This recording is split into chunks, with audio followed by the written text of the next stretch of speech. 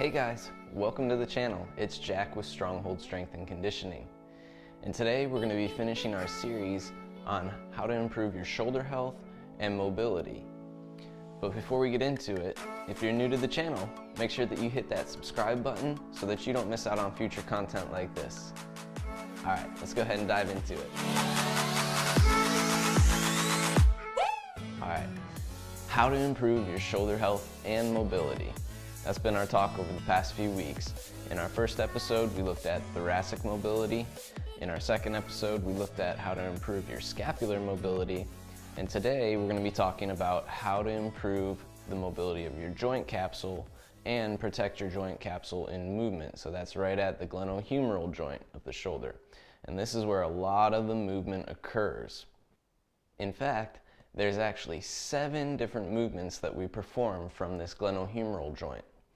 We have arm abduction, arm adduction, flexion, extension. We have circumduction. We have medial rotation, and we have lateral rotation. So if we combine all of those 7 with the movement of the scapula as well, that leaves us with 11 movements coming from the scapula and the glenohumeral joint altogether. So you can imagine all the things that could possibly start to go wrong if things aren't clicking and moving correctly as they're supposed to. Oftentimes, the real issue though is that we don't understand how to move properly, and we actually put our tissues in a compromised position and we injure ourselves indirectly without ever knowing in the first place. So today we're going to talk about what proper movement looks like, or what a good, safe shoulder movement looks like, and how to protect ourselves by stabilizing ourselves with our scapula and then moving from the glenohumeral joint. So we'll be using our core to brace, which is the scapula connecting to our thoracic spinal column, and then we'll be using that force and putting it out to the extremities through that glenohumeral joint and beyond out into the fingertips all the way. So let's take a moment to actually look at these movements in a little bit more detail. Medial rotation.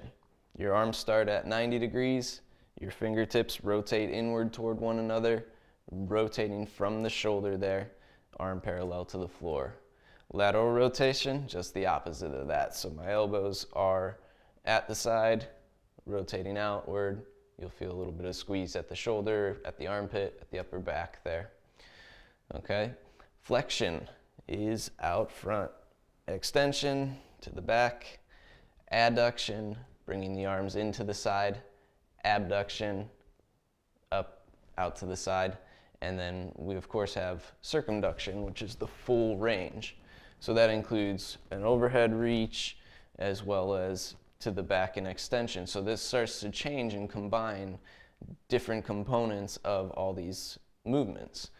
So the degree of movement that we really have at this joint is pretty incredible, and it's designed to be that way. But oftentimes we lose a lot of that movement when we start to lose the thoracic mobility, the scapular mobility, and then the tissues of that joint start to get impinged. Okay? We talked about in our last video that our scapula often get stuck in protraction and elevation. Well, if you think about that joint itself, when it's protracted and elevated, now we're starting to actually impinge the tissues between the glenohumeral joint and that AC joint, which is oftentimes where we get pain from the soft tissues at the front of the shoulder. Or we get a lot of shortening of the bicep and the pec. Well, there's no stability at the scapula, and then when we move from that position, we're also moving those tissues through that tighter space, which oftentimes puts more stress on our rotator's cuff. Okay, and that's where we start to see rotator cuff tears because of poor stability at the scapula themselves. So when my arms are in extension back behind me, think about me lining up for a jump. If I swing my arms back, internal rotation of the shoulder, and that would be that thumb turning back in toward the shoulder itself, that's going to be the most stable position for my shoulder as I reach back. When I start to move out to the front here, external rotation becomes my most stable position, and that goes all the way up overhead. So we go from internal when we're back to external up overhead being the most stable positioning. Now, of course, this all depends on the positioning of your scapula.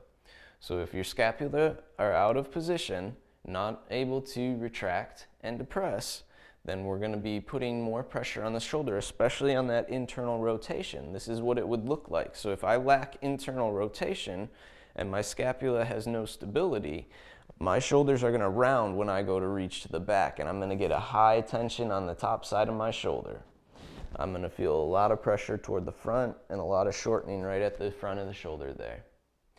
If I have no scapular control as I get in an overhead positioning, what you'll see is my neck disappears. So you should be able to reach up overhead without having the arms end up in the ears there. We want to make sure that that stability comes from the muscles of the upper back. And then we leave space at the glenohumeral joint for the arms to actually move freely. If we're reaching out to the sides, still that external rotation is going to be more stable than that internal rotation. Once again, if that shoulder's rounding in forward when I reach out to the side, that's where I start to lack that internal rotation. I don't have the stability of the scapula, and I'm putting a lot of pressure on that joint. So that gives you a brief idea, but let's talk a little bit further about it with the exercise itself. So we're going to start with the band on the wrists, just below the hand there, making sure that we have it on the main meat of the bones there. I want to lie back, and I'm going to start by, first of all, retracting and depressing those scapulas. So I'm going to use my elbows here to squeeze those shoulder blades together and really flex the upper back to begin with. Okay, so there's very little work going on for my arms in the first place. I want to squeeze my butt and flex my abdomen. So my core is completely braced right now, and I'm lying flat. Okay, so my quads are tight, my glutes are engaged, my abs are engaged, and my shoulder blades are squeezing down and back. Now with those arms, in most cases when you see people really working their rotator's cuff, they do external rotation with the bent elbow. The problem with that is we're still working tissues that are normally shortened, being that bicep tissue specifically. So we're going to actually take it to an extended arm and externally rotate the hand as much as possible. So you'll see my thumbs try and point down to the floor in this position here. Now my goal is to maintain the width of my body. Okay, I have that band stretched over my body. My goal is to maintain the width of my body with the arms as I reach from hip to chest height, and then all the way to overhead. Okay, now in this overhead position, you'll see that my thumbs start to touch the floor. So there is a little bit of rotation at the hand itself. But what you should not see is my shoulders shouldn't go anywhere. My shoulder blades should not go anywhere.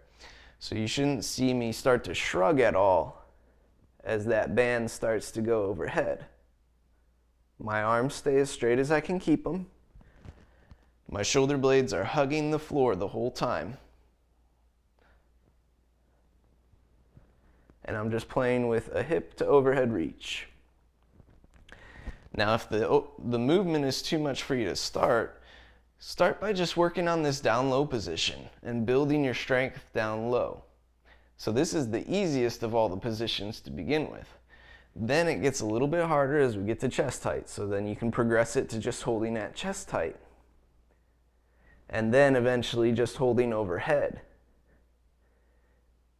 So you can do this in two ways. You can do the complete movement, or you could break it up into 3 different parts to build it up if you really need to. You can also do this from a standing position. So once you get good at really bracing your core well, take it to the standing position, and that's going to progress it and make it a little bit more challenging as well. But it really transfers nicely to things like overhead pressing, because now you understand how to build that pillar from the floor up in a standing position and really brace the core well. All right, so take that exercise, start to rebuild that stability of your scapula and use it in conjunction with all those motions that you're able to create at that glenohumeral joint. I want to thank you guys for watching today. Take a moment, click that like button down below. Leave a comment for us. Let us know what you thought about the content. Let us know if you've tried the exercise and how it went for you. And be sure, if you haven't already, to hit that subscribe button with that little bell so you get a notification every time that we put out a new video. We'll see you guys next time.